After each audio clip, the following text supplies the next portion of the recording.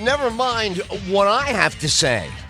So you're on a plane, some major airline. I don't know. I don't want to drop names. They all scare the hell out of me. Got a major airline here. And you're all of a sudden landing. That's good. Supposed to land. And then you see and hear another plane. And the guy sitting there goes, I heard a whoosh. I said, a whoosh?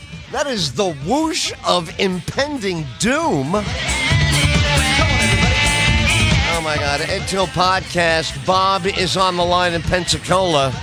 I said to him, can you scroll on your phone? He said, yeah. I said, you got to take a look at this.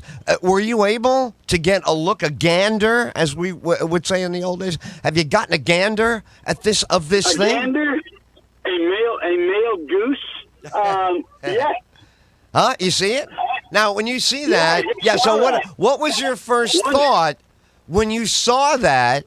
Did you think, oh, my God, I could be on that plane? Or did you think, oh, my God, those poor people are going to get crushed? What was your thought?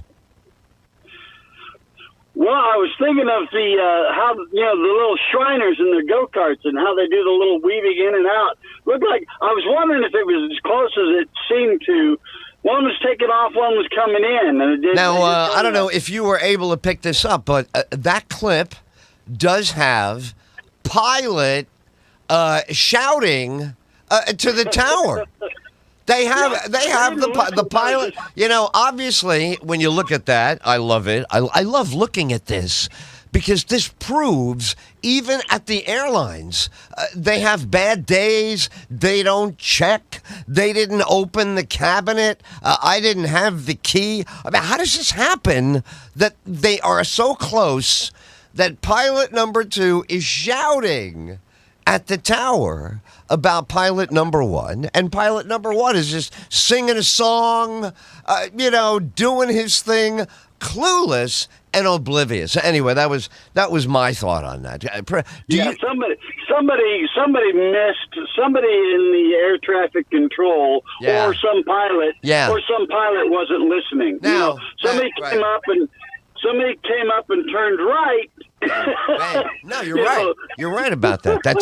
That is exactly what happened there. But here's what I'm going to go further now. I'm going to put some Ed Tyll on this, okay? I'm going to handle this my way because I don't believe society has been handling things like this the right way. Okay, do I have your permission to proceed, Bob? You understand my plan? What normally happens here, my plan is what happens normally here is insufficient. So I am now going to turn it up a notch. Okay.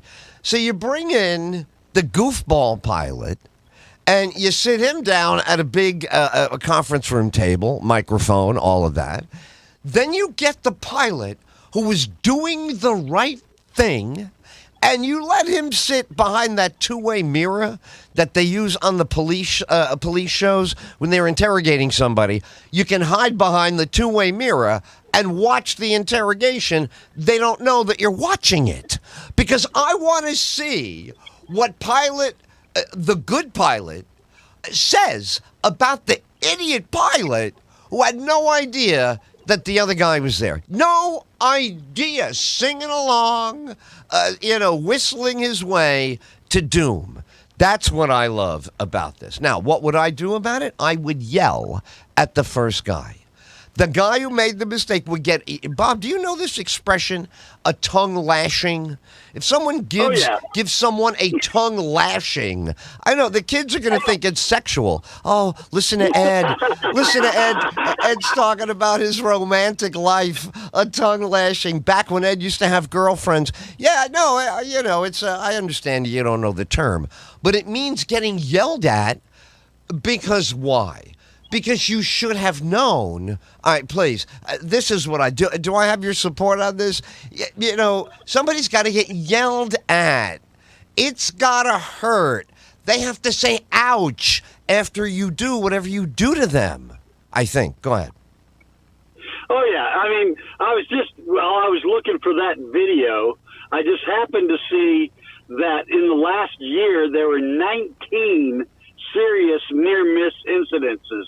And then I had this passing thought. I'm like, what about all these airlines now doing these DEI hires? You know, the DEI. Now, hold on. Bob, I just want to say, are you saying the pilots are minorities and not smart enough to fly the plane? Does DEI, DEI, because DEI, to me, diversity is the first thing, but, it's been attacked for putting in substandard Latinos and blacks in all of America's major cities in my lifetime. I mean, my dad, by the way, my dad agrees with you. He thinks that they're not as good. He still likes them, but it's like you just said. You would suspect that because they let some non-white people, diversity, I mean, I guess gay, goes in there, right? But using diversity, your point, I just want to clarify your point by bringing up diversity is that maybe that's why we're having so many problems. We shouldn't be so diverse in the cockpit, right?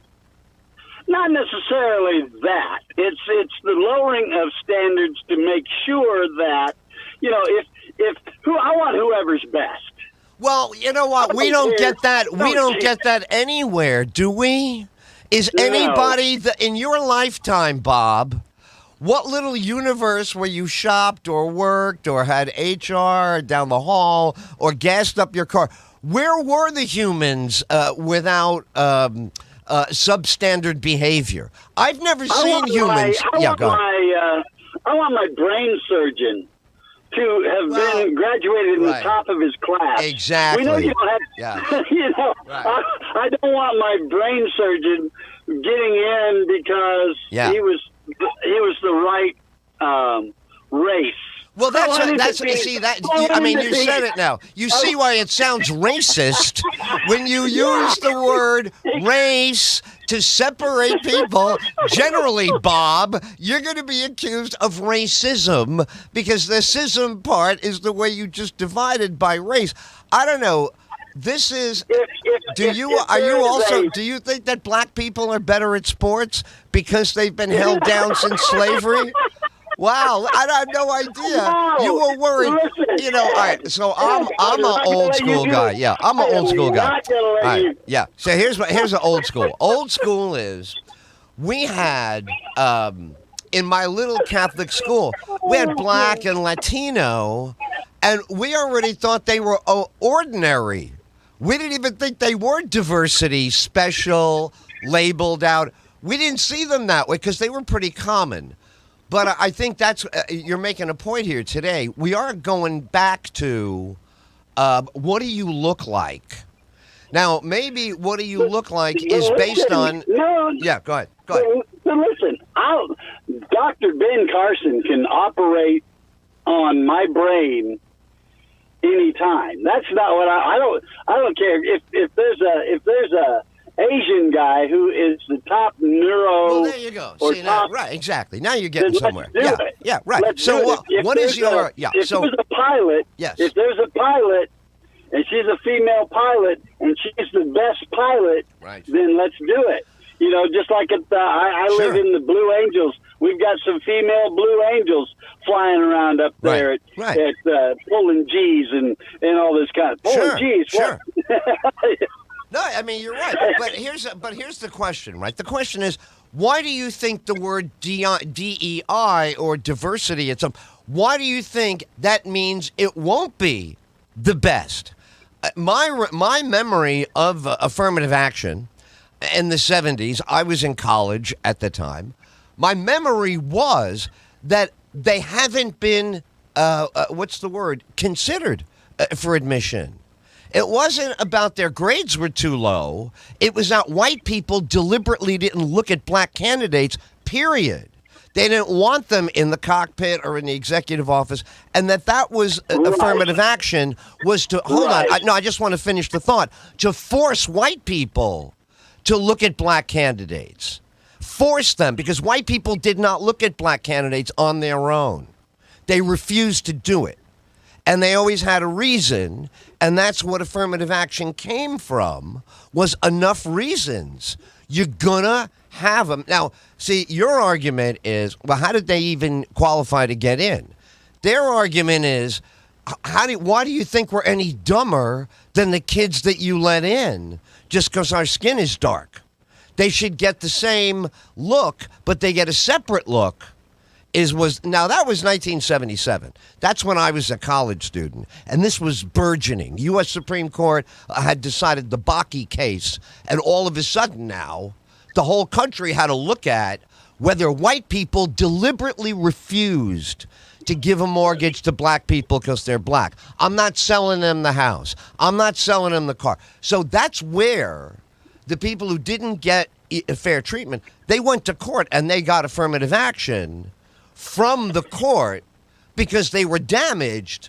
But, this is, what do you call it? It's a holdover from the Jim Crow. Jim Crow allowed a lot of this with Plessy versus Ferguson. But post-Jim Crow, you still had no managers at the bank. How are you going to wind up with zero? How can it be zero? So, that was, I think, the affirmative action. But now it's called DEI. Now, when you say DEI, what does it mean to most people? If you say DEI and they go, oh, yeah, I know what you're talking about, that DEI thing. What is that DEI thing? Well, it's diversity, equity, and inclusion. Okay.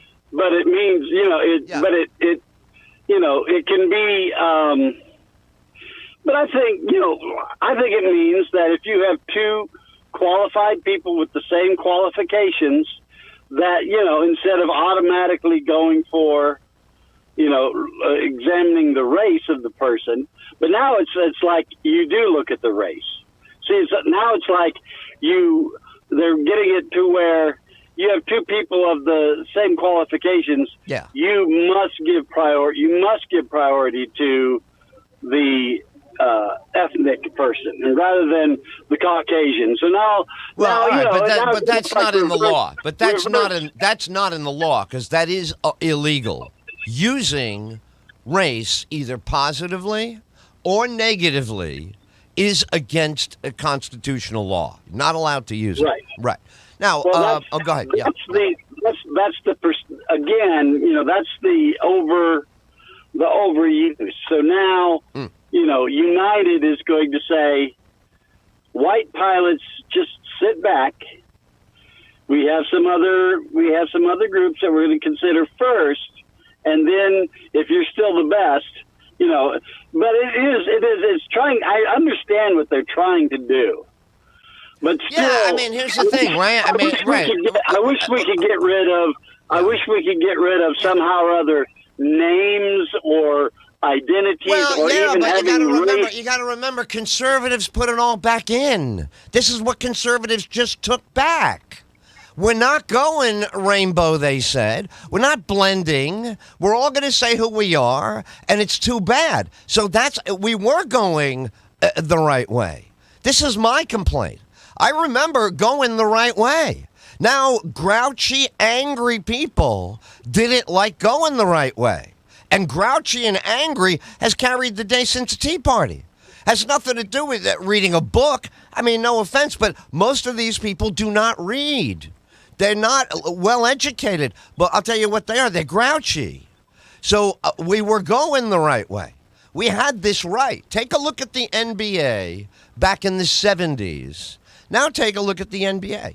So we did fail, but we failed, I believe. Look, I think America always fails. America is grouchy. It wants more money and more stuff right now, and it doesn't like people that don't look like them. I went through this in every city I've lived in. People do not like people who look and sound different, and they're wrong.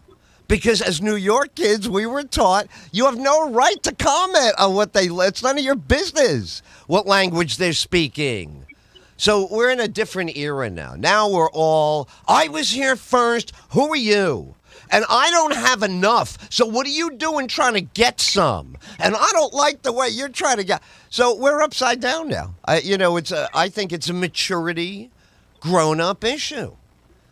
We're more immature today in our demands as a public. We don't like this. We don't want that. I hate it. It's very childish. It's not grown up. It's not with maturity. And what was the old word, Bob? You're going to know this. Our teachers used it. Foresight. Where's the foresight? Where's the, don't worry about today. We're doing a little bit today to get to a much better tomorrow. There's none of that. You're a liar. You're not doing it. So I kind of like this. This reminds me of the Middle Ages. I believe the public will be spanked for the whole immature cycle. That's what I think we're doing. DEI, in other words, DEI is an accusation from a certain political point of view to some people. Other people, it just means what you said, right? Look, if you have a company and your city where you're based is a bouillabaisse of people, and your company is all one group, and the rest of the city doesn't work at your company, something's up. Either they don't want to work there, you got something wrong with you, or you're not allowing them to, but it's not normal. In other words, when a company is big and prosperous and it's out there, anybody drives the truck. Not just some kind of people drive the truck, right? So you and I, we remember when it was mostly certain people drove the truck only. We remember when certain people only at the cash register. So, that's what I think. I think there's an inevitable growth here that people are being bitchy about, complaining about it, instead of move on, pull up your socks. That's what John Lennon says in that song. Everybody pulled their socks up. There comes a day where everybody's going to pull your socks up. Let's go. Tighten your belt. Stand up straight. Yes, it's new and different, but it is it's a political football. For sure. We're in a hyper, this is a great point you're bringing up, actually. We're in a hyper political moment, are we not? Like DEI is a political issue, would you not say? Yeah, it's political. It was, it was like you said, I feel like... Hang on. Hold on to that feeling. Michael, do I have you on the show with us? I think so. Beautiful. Hang on. Bob's in the middle of a point. I don't know how much you've heard of this. Talking about some DEI. He brought it up. But, Bob, go on with your point. I'm listening. Go ahead. I'm saying, I think there was a time when, maybe during the 80s, during the, when it just seemed like all this was behind us. Yes. Yes. Yes. It was like, and even so where's the backlash? Where's the backlash from? Who started the backlash? Because it's true. We were on the right script, the right trajectory in the 70s. The 80s were terrible. 90s were terrible. All this got worsened. And now, what kills me? You get Michael in here in a second. Kills me. You got young kids. They were all poisoned by this douchebag suspicion, cynicism, bad faith, doubting first, always saying no. It wasn't poisoned them all. I was not poisoned like that. I grew up in Jim Crow era for sure. I was born in 1956. Elvis was number one. I was born in an era of prejudice, but not in my way of life. My way of life rejected it out loud. Not be, I'm tired of hearing about it. Shut up. You're tired of hearing about it. Who cares what you're tired of? Shut up. It's big. It was big to these people. If you got a great-grandfather that had shackles on, this is going to be a big deal. You're going to manufacture a chip on your shoulder for somebody who put your grandfather into. So that was the thing. In the 70s, there was no problem saying, we get this. Totally gotten. We're moving like we know better. We're acting and sounding like we're smarter and have more energy to fix the problem instead of saying, F you, jump in line with everybody else. You're not a slave, are you? That's not the American way. That's not what we do to human beings. So anyway, now I think we're backlashing to our own detriment. Now it's all negative. There's no upside of the backlash. of calling out racial categories. You know, you said before, it was 14 minutes ago, but you said the word race out loud. You said it. It was part of your explanation of DEI. So that gives America a D-. You can't pat any country on the back that backlashes off of what it knows is wrong. It's all wrong. The whole thing was wrong. Shouldn't have happened in the first place. But you can't backlash on it and go, oh, now I'm a victim because you're bitching too much. My ears are being abused by you. You know, I mean, it's not logic. Doesn't add up. It's not real. But we're in it now. This is what's popular you were asking like, well, kind of like who infringed? Where did it go? You know, and it was almost like we were, you know, it was like when we were coming up and my kids, it was almost like you were to be colorblind. You know, we really rested on that. Yes, that was it. Colorblind. You got to be colorblind. Classroom, dinner table. Shut up. No talking about that. And especially if you were the oppressor. Shut up. Shut up. You were the bad guy in the past. Be quiet. Be quiet. Nothing. Just be quiet. Understand the enormity of it and shut up. No, that's the other way. No, they're getting too much. No, they're getting too much, man. I'm taking some back. They got too much. No, shut up, you pinhead. You pinhead backward moron. So that's your backlash guy. He's not popular at church. He's not popular at school board. No one really likes this guy. He's always angry because the world did him wrong. And unfortunately, that's got to consider. Now that there's a group for that. There's a group you can hang out and do that all night. Yeah, go ahead. Okay, all right. Stop picking on the white guy. No, just the opposite. No, stop. That's the point. Stop squealing. Take your punch. You got to take your punches, man. You know what? In history, you got to take your punches. When you did stuff, you got to go, hey, I did that. Hey, I did that. Instead of don't pick on me, my great grandfather did it. No. You gotta see what it is. But I hear you. Let me get Michael in here. He's been I don't know how much of this you heard when you dialed in, but Bob brought up DEI, and we were talking about the D part. And go ahead, Michael. So glad to hear we're having a calm, you know, easygoing puppies and butterflies kind of podcast. Yeah, exactly. Nobody wants that crap. They want the Ed Tyll show. They want the real deal, man. Right. Exactly. Go ahead, Michael. Holy cow. Okay, so the question was asked a little earlier. When did it start? Well, it was started by the divider-in-chief, Mr. Obama. I think mainly his partner, Big Mike, back in Ferguson. Hey, hands up, don't shoot. If he'd come out and supported the cops, wouldn't have had any of that, but that was their opportunity to bring race back to the forefront. That we were all past it. We were all. It's I think you're missing the point, though.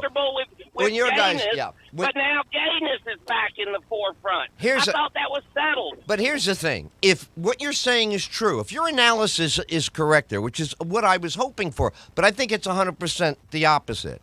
If that were true, then all the rabble-rousing falls on deaf ears. You don't get a crowd just because you say you want one. The reason that all of that came back, Ferguson came back because of just what Bob and I were talking about. The anger from the 70s is these kids' parents.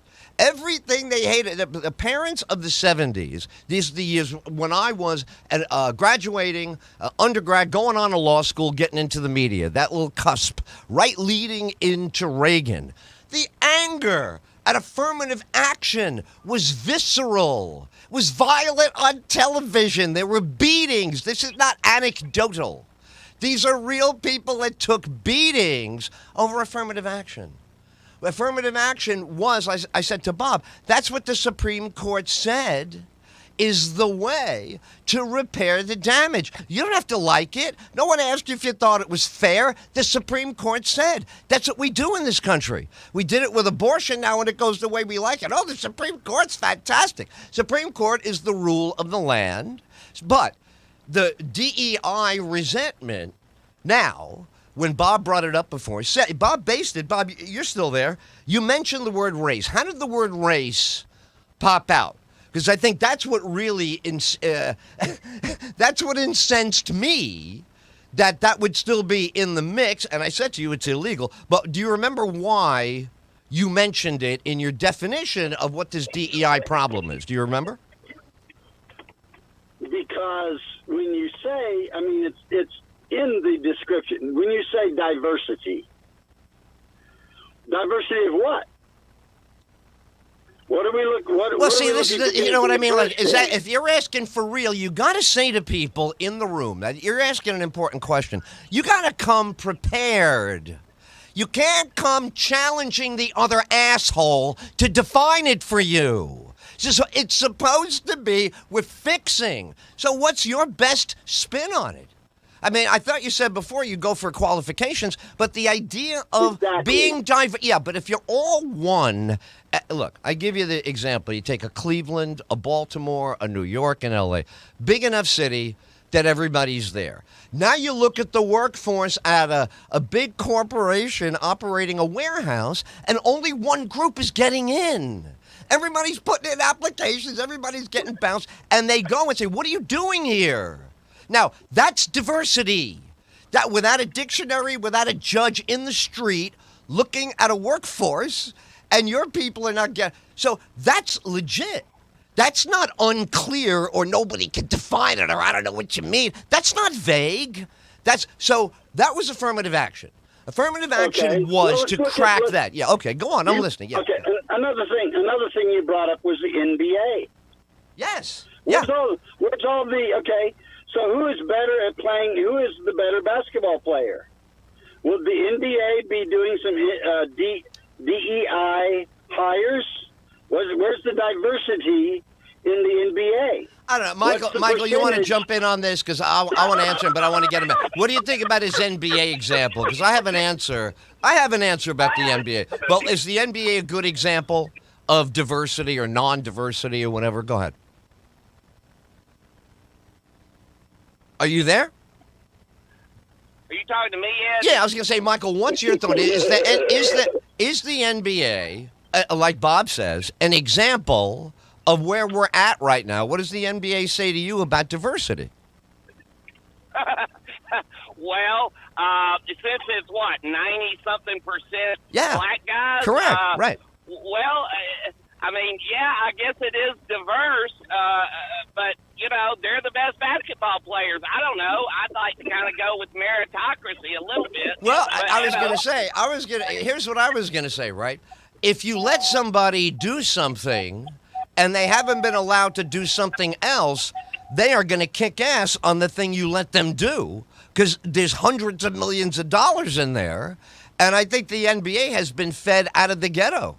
I don't think a middle-class kid, a Tom Brady-style kid, that's not who you're going to find in the NBA. And that's nice if you can afford to do that. Your parents are wealthy, yada, yada. But the real NBA skills, I think, are sidewalk skills, no? It looks to me like when the gate is open, anybody can do anything. That's what the NBA. I remember the NBA only was, I don't know, 30% black when you and I were kids. When the Knicks win it in 1970, they've got, I would say, 40% tops on the Knicks championship team is black. So how did it just take over like that? I don't know. It looks to me like, again, how did the Polish guys get all those stevedore jobs? You know, it was like where they let you work, people generally go work hard. I mean, see, that's back to Bob's point. See, Bob, I know you raise it as a controversy, but the original intent there is, it is better if the loading dock has diversity of laborers. It is good if you're not getting everybody on a slow boat from China or from a faster boat from Thailand or another boat from, you know, that's just smart anyway. For all the obvious reasons. Now, you're talking about laborers, so they don't have to have big ideas and blueprints. But as you get into the professions that DEI is stirring up trouble in, moneyed professions, really big money, $30 million a year, $20 million a year jobs that are not sports, that are not entertainers. We're just talking about jobs. That's where diversity has become controversial, right? That's where the one argument, Michael, I think the argument against diversity is you're going to have to claw your way in. It's a lion's cage. They're all lions in there. Even the most privileged of people that got in easy can get clawed in 12 hours, be dead and gone, never heard from again. It's a lion's cage. You have to claw your way in without any help because there is no help in a state of nature. Would that be the argument against diversity?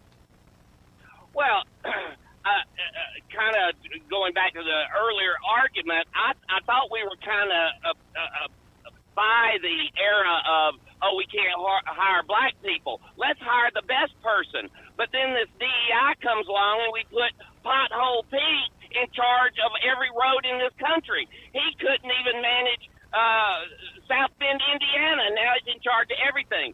That's the problem with diversity. I mean, people's ability means nothing. Look at our vice president. But that's what I'm saying, right? That is a personal knock on the human being beyond your dossier, right? I mean, you and I can't really document any of that.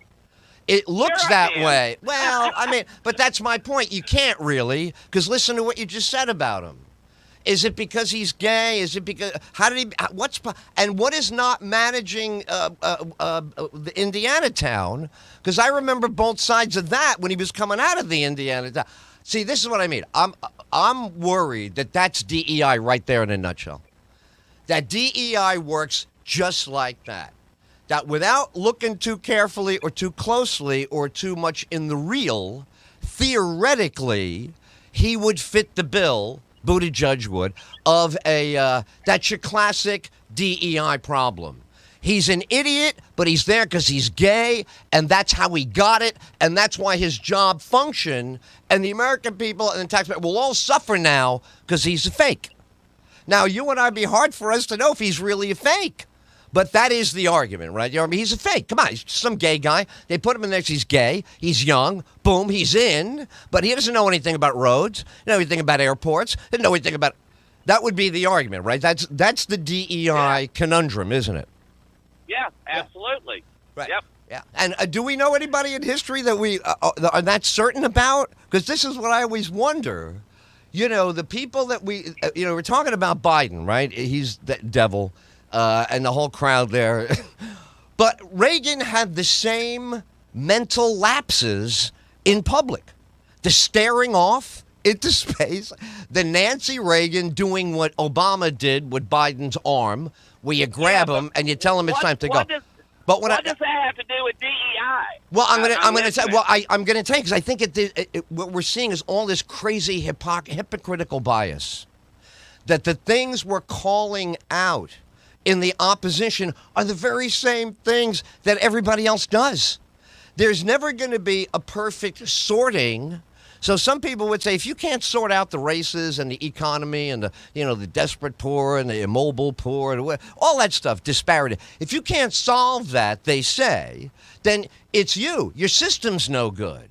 Or maybe you only get to solve so much of it. And like I said to Bob earlier, grown-ups have to stop yapping about everything they don't like that they know very little about, but that triggers the anger of just what we were saying. Now, some underqualified guy's working for the city. Now he's making $80,000. You know what his pension is? You know what I made this week? Shut up, Ed Norton. You don't know. If you want to say, hey, man, I wonder how that guy was lucky enough to do better than me. Okay, I'll buy you a beer. But if he did something to you to get where he got to, I think that's the bar across the street. Those are the guys, they're Mets fans. They just lose. They live the loss. They suffer the loss. They have cynical views of the future. But I don't know, right? We're opposite. Okay. Yeah, go ahead. So I'm not going to pick on one person in particular. I'm going to roll this whole administration and say, look, they put DEI over skills, qualifications, and for the good of the country, and we're all paying the price right now.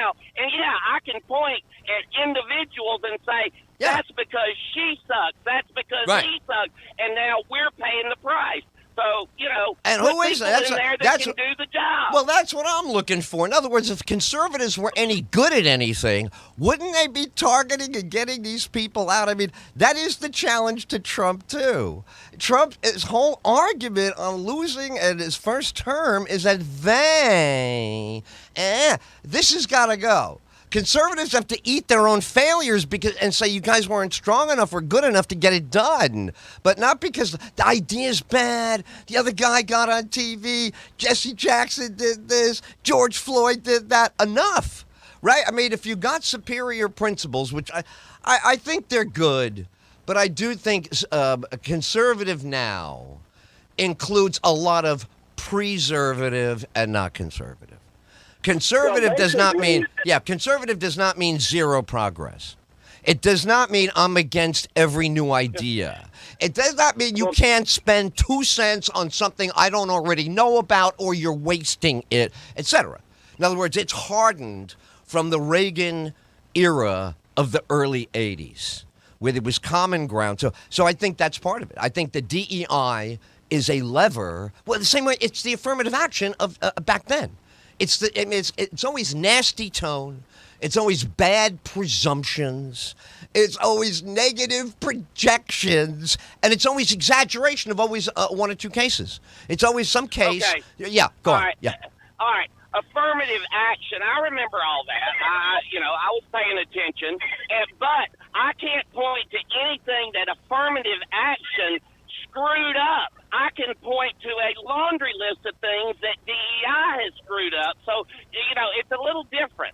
But still, I don't know. You tell me, how are you going to establish cause and effect on what you say is a DEI situation and then the bad thing that happened? What is your cause and effect based on? I mean, does it just look that way? Well, you know what I mean. It can't just look that way. It can't just be suspicious. Of this administration. Well, the bad policies of this administration. Uh-huh. It's a laundry list of bad decisions. I'm just saying, what is the worst thing that DEI did that everybody would know what you're talking about without looking it up? What's the most obvious, top of the heap, best known DEI disaster? The last Supreme Court justice. I'm going to pick a black woman, even though she's an idiot.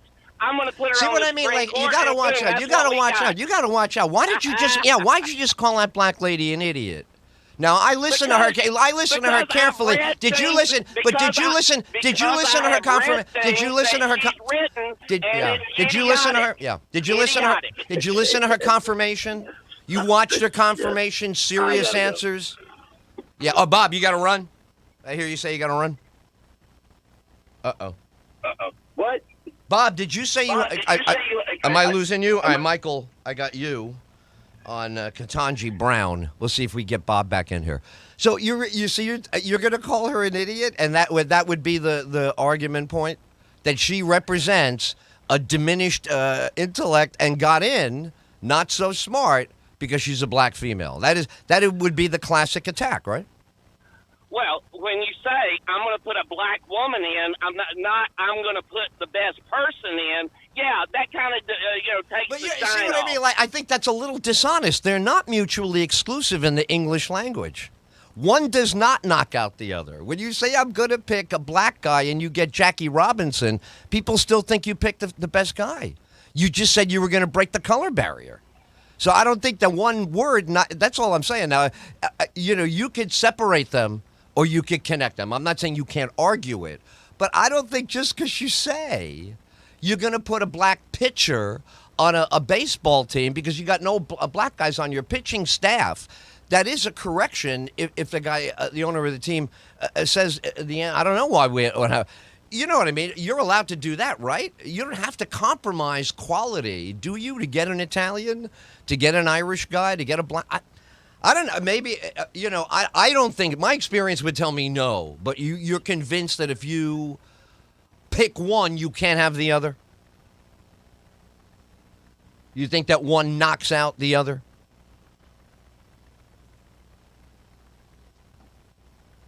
Maybe I lost you there. Yep. So, Bob, I don't know if you can hear me. There you are. Can you hear me? Yeah, so go ahead. Go ahead. I'm trying to jump in. Here's the thing. and it goes back to what I was talking about earlier in the 80s when we were moving toward colorblind. But now colorblind is a curse word. You have to see my color. So instead of announcing that you're going to put up a black woman, just put up a black woman. Well, just put her up. You got to watch out now. Why announce it? Because you're trying to stir up something. Because we have to now. We went from colorblind to trying to recognize people on their merit and their content of their character. Well, see, you got to. And then all of a sudden, now you have to identify that I am black. And now it's all of a sudden like we haven't had. It's 2025. And just like you said, conservatives are crying and moaning. All of a sudden, we went from, I'm still oppressed. I want my money back from my great-great-great-grandparents being slaves, and I want reparations, and I want this. See, the thing is, right. And the same thing with the homosexual. We gave, it was like we just want to live. We just want to love who we love. We just want to have a marriage. We just want to love who we love. Okay, we passed gay marriage. Now we're in the street. We want your education system. We want your children. We want to have our books in your library that you have to read to these kids. We want more, and that's what we all do that. We have a little. We get a little. Jim Neighbors. Look, we had Jim Neighbors. Everybody knew Jim Neighbors and Liberace were gay. They didn't walk around rockheads. They didn't walk around and say, "Hey, look at me, I'm oppressed." They lived their life. They. Yeah, but we're not. See, this is the thing. We got to watch out here. We're not sitting here in judge of how other people are supposed to behave. You and I are not no, we're not in charge of other people's behavior. Second of all, well, you're not. I mean, you could say it, but they have the same freedom.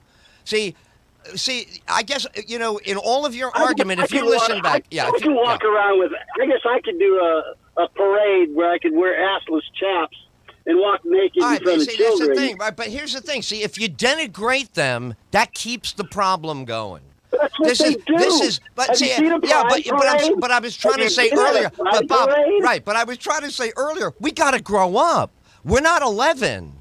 The world is more complicated than our pea brains. We don't have it all figured out. So when we confront something way, way different, we're still acting like the Stone Age.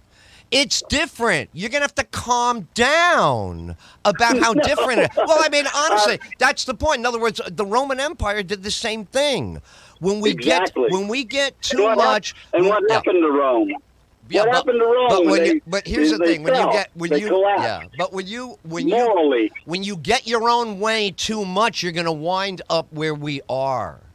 That backlash against affirmative action has caused what you just said. In other words, you and I were adults when it was colorblind. But I hate affirmative action was said for 20 years, and every lawsuit was to stop it. So if I'm the recipient of affirmative action, I know you don't want to give it to me. You still don't like me. I'm still too black for you or too Latino, whatever the problem is. But that's what the lawsuits were. The lawsuits were, you didn't do what you said you were going to do. And we have a history of that. That's the whole 20th century, was we would say nice things, but when you get down to the convenience store or Sammy Davis Jr.'s hotel room, it's all different.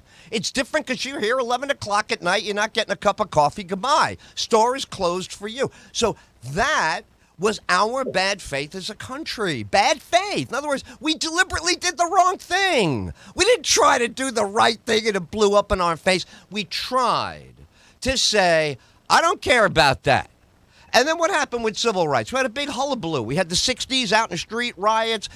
Why? Because how can you still keep saying it was okay to keep it the way it was? So those kids in the 60s with the fires in the street, they're as old as me. They're not old and dead. They're not over with. They're not finished. And if you and I were them, and we thought we had a deal because the Supreme Court clarified it in the 1950s, then clarified it again in the 1960s, then clarified it again in the 70s, and you still don't get your deal, You are getting ripped off. You haven't been treated right. So that's what we're stuck with today. Now it's what you said before. Now it's like, hey, man, you're going to know my whole ethnic resume because you didn't make good on the last two deals. 1950s didn't stick. 1960s didn't stick. 1970s didn't stick. So I think that's what we did wrong. We allowed all this anger because we didn't want to hear about it. It's over, man. Talk about something else, man. Earth, Wind, and Fire's making a lot of money, man. Bill Cosby's got a lot of money, man. What are you bitching about? I don't think that went over very well. I think that wound up with the resentment you're talking about. Now, the resentment you're talking about is illogical. It's not getting them anywhere, right? It's causing more of the conflict stuck in a ditch. But I do believe that's human nature. Michael, you might be back. I'm looking at the phone now. Oh, all right, let me see. I'll try to get him back. But you know what I mean, Bob? We might have cast our own disaster here by not doing the right thing in 1977. Why do we have the same issues back from the 70s now? Why are those issues out there, you know? Well, who I'm just trying to figure out who didn't do it's... What are you talking about? You got a million lawsuits against mayors, cops, administrators, city guys. All this stuff is documented. I mean, in other words, there was a whole apparatus. Yeah, go ahead. The whole cop thing. Cops are targeting black communities. Cops target black communities because that's where most of the crime. Yeah, but look, it's always two sides to that. Two sides to that. Too many. You know, when Blair Underwood from L.A. Law got pulled over because he had a red Mercedes-Benz in Beverly Hills, that's too much now. This guy was doing nothing. He was stone sober. He was a soft-spoken guy. So, in other words, you got to look. It's a very tough job. I'm with the Giuliani guys all the way, but you do have to be careful. You can't just smack around a black doctor because you're in a bad mood. That's bad for the community. Right. It's not good. Sure. Not good policing. Well, I mean, Sure. this stuff didn't come out of nowhere. Michael, I think you're back. Go right ahead. Yes. I'm sorry, I missed most of the conversation. Oh, don't worry about it. You can go back. I was gonna say you can go back to what were you gonna say? Last thing. Did you wrap up on your point? We'll go to a new subject. Yeah. Well, I'll blend in with you guys. You got it. All right. So, well, anyway, we got into DEI about an hour ago, whatever, Bob. What was our jumping off point? How did we bump into that? Do you remember? I thought there was a news item that I loved. Oh, sure. Let's get Michael in on this. So, Michael, I don't know if you've seen this in the news today. Did you see the near miss of the two airliners? The video is stunning when you see it on TV. Yes, I saw it. Okay. So Wow. this is how Bob brought up DEI. Now I got it. We're talking about the lower qualifications at the air traffic control, at the cockpit, where one guy is paying attention and he's yelling. I don't know if you heard the audio that goes with the near miss, but the guy's like, hey, who is that on blah, blah, blah? And the other guy goes, this is the tower. You know, they're caught by surprise that people are going to be burst into flames right over the airport. So his point was DEI. What is your thought about the crashing almost of these two planes? What does it say to you? Is this an anomaly? You write it off? Or are we getting ready? We haven't had a big air crash in a while. We're going to have a super duper one soon. The wheels are coming off. The doors are coming off. Any minute a wing is going to come off. So what's your feeling about this when you look at that video? Yeah, well, I think about this the same way that I hear they're lowering the standards for doctors to get medical licenses. People are going to die needlessly because the standards are low. Same for people going into the Army. Oh, you can be a fat slob and still get, and now you can get in the Army, no problem. I don't see anything good coming from any of this. So this is true, right? This is the old expression, I forget, Socrates or one of those guys said, you know, the public will always get what they deserve. Aren't we now, right? Isn't the public now going to get punished on the whole generation it raised to sit in the cockpit and at the nuclear plant. You know, the Jack Lemmon guy from that movie. I forgot what it was. Jane Fonda and Michael Douglas. Right? Yes, I can't remember either. What the hell was that movie? But it was all about a nuclear plant was unsafe. China Syndrome. China Syndrome. Jack Lemmon's going to save the world. Jack Lemmon. There's no more Jack Lemmons. The guy in there right now is looking at his phone. He's eating a cheese cracker. You know, he can't grow any hair on his face because, you know, we've watered down all the DNA over the last 30 or 40 years. So, Bob, jump in here. Are we a victim of what we did? This is the generation we raised, and now they're terrible at all these important jobs. Well, yeah. Now we've got that. Now we got that Simpson character in the nuclear power plant instead of. Are you there? You guys hear me? Homer's right. Michael is talking about Homer Simpson, I think. Yeah. Yeah, Homer Simpson in the nuclear power plant now, and that's what, you know. It's like I don't. Yeah, it's like we're getting. We're not. The best of the best is going somewhere else. They're not taking these jobs. Well, you know, and it's like the you know, the air traffic controllers. I've seen videos of, and even pilots. I've seen videos where the air traffic controller is trying to call off a pilot from landing. He's saying you can't have that runway. He says, I'm coming in. He said, you can't. I've been circling for I've been circling for 45 minutes. I'm coming in. I usually say that in the dark around 2 a.m., but that's only when I have company. It's the only time I say that. Oh, man. Well, anyway, so there you go. Mr. Airline. Go ahead, Michael. Hey, Bob, let Mr. Airline Disaster here. He knows all the airline disasters. He can give us a lot of examples. That is, but you know, that's the best one. 2 planes going full speed, burst into flames right on top of an airport, and some guy, he's just holding that walkie-talkie. You know, his eyeballs are bugging out. Oh, man. Anyway. I picked the wrong week to stop sniffing glue. You know? Good night, everybody.